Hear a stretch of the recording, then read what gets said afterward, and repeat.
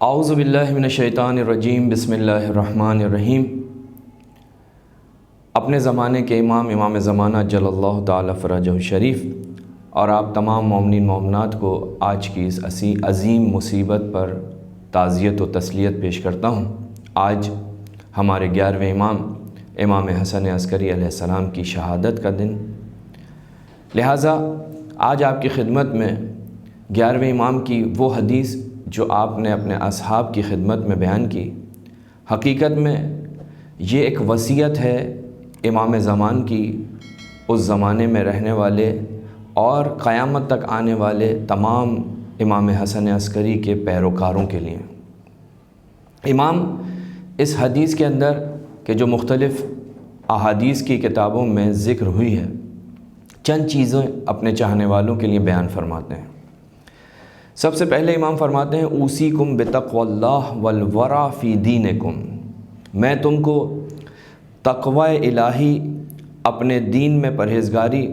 خدا کی راہ میں کوشش کرنے، صدق الحدیث، سچ بولنے، امانت کو ادا کرنے، چاہے وہ امانت کسی نیک شخص کی ہو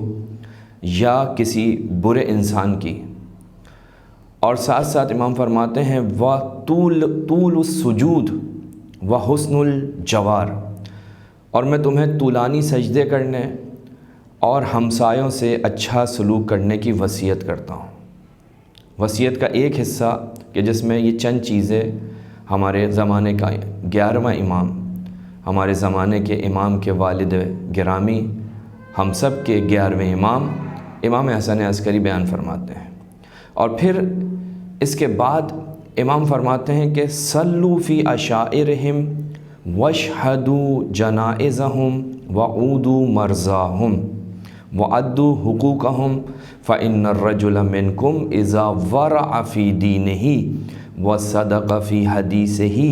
وعد الامانۃ وحسن خلقہ مع الناس قیل ھذا شیعی فیسرنی ذلک۔ بہت اہم حصہ ہے اس وصیت کا کہ جس میں 11ویں امام فرماتے ہیں کہ اپنے مخالف مذہب والوں کے محلوں میں، ان کے قبائل میں جا کر نماز پڑھو، یعنی وہ کہ جن کا مذہب دوسرا ہے، ان کے درمیان جا کر نماز پڑھو، ان کے جنازوں میں شرکت کرو، ان کے مریضوں کی عیادت کرو اور ان کے حقوق کو ادا کرو۔ دیکھیے، ایک امام کے چاہنے والا، امام کا ماننے والا،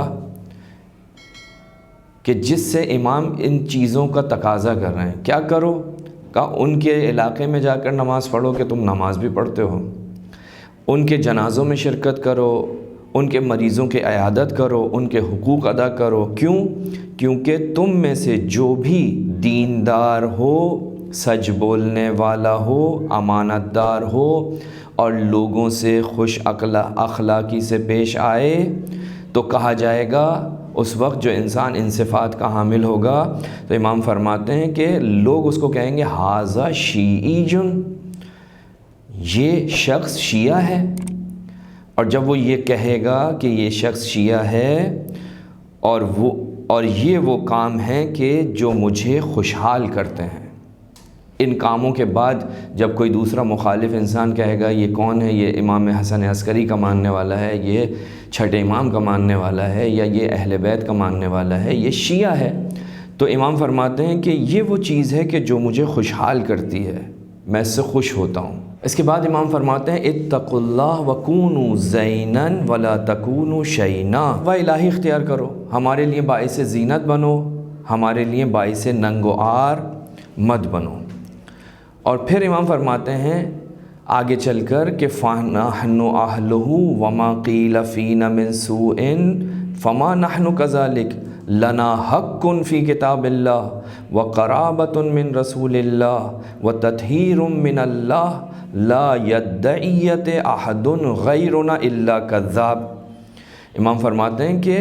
کتاب خدا میں ہمارے لیے حق ہے، شاید اشارہ ہو اطیعوا اللہ واطیعوا الرسول واولی الامر کی آیت کی طرف،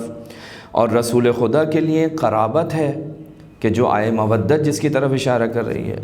اور خداوند متعال نے ہمیں پاک و معصوم قرار دیا ہے، ہمارے علاوہ جو بھی اس مرتبے کا دعویٰ کرے گا وہ حتمی طور پر جھوٹا ہوگا۔ اور پھر اس کے بعد آخری حصے میں کہ جو بہترین حصہ ہے انسان کی خود سازی اور تربیت کے لیے، امام فرماتے ہیں اکثروا ذکر اللہ، اللہ کا ذکر کثرت سے کرو، وذکر الموت، اور موت کو زیادہ سے زیادہ یاد کرو، وتلاوت القرآن والصلاۃ علی النبی،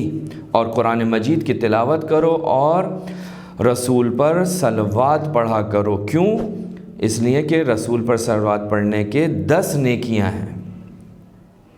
اور پھر امام فرماتے ہیں احفظوا ما وصیتکم بہ، اور اس وصیت کو حفظ کرو، محفوظ کر لو، واستودعکم اللہ،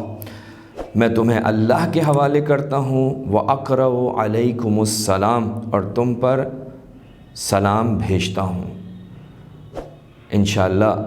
امام کی بارگاہ میں، امام کو خدا کی بارگاہ میں وسیلہ بناتے ہوئے پروردگار سے دعا کرتے ہیں کہ ہمیں اس وصیت پر عمل کرنے کی توفیق عطا فرما۔ وآخر الدعوانا ان الحمد للہ رب العالمین۔